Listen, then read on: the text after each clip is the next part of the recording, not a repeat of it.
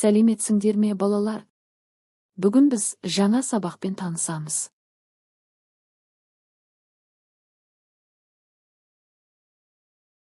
Неліктен парталар осылай орналасқан?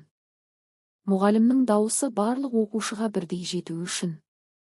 Дыбыс жан-жаққа тарайды, сондықтан бәрі мұғалімді жақсы ести алады.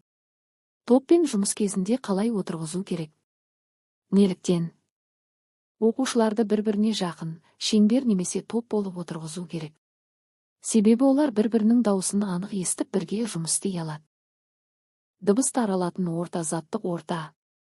Олар сұйық орта су, газ тәріздес орта, ауа қатты орта, шыны, металл. 4. Қай ортада дыбыс жақсы таралады? Қорытынды. Дыбыс қатты ортада өте жақсы таралады. Түсіндіру.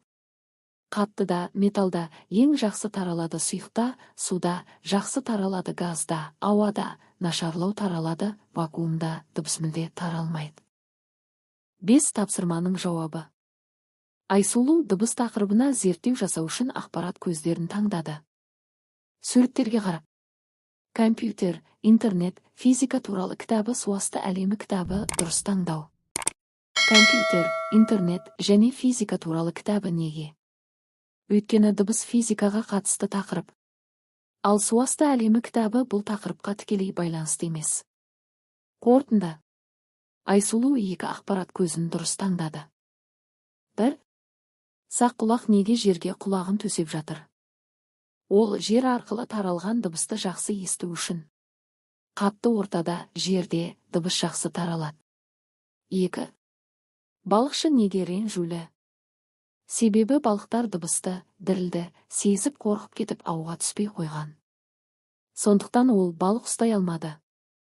Ғарышта дыбыс таралмайды. Неліктен?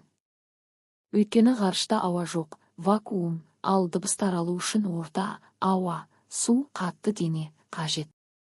Қайдан білуге болады? Бұл туралы физика оқулығынан, интернетте немесе мұғалімнен біле аласың. 1. Дыбыс қалай таралады? Дыбыс тербеліс, діріл арқылы таралады. Ол сұйықта, газда және қатты ортада өтеді. 2. Қай дене мүшесінсіз дыбысты ести алмайсың? Құлақсыз дыбысты ести алмайсың. 3. Қандай ортада дыбыс өте жақсы таралады?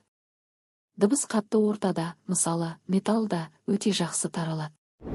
Осымен балалар, сабағымыз аяқталды. Келесі сабақты көру үшін менің каналыма тіркеліп, лайк басып пікір жазуды ұмытпаңыз.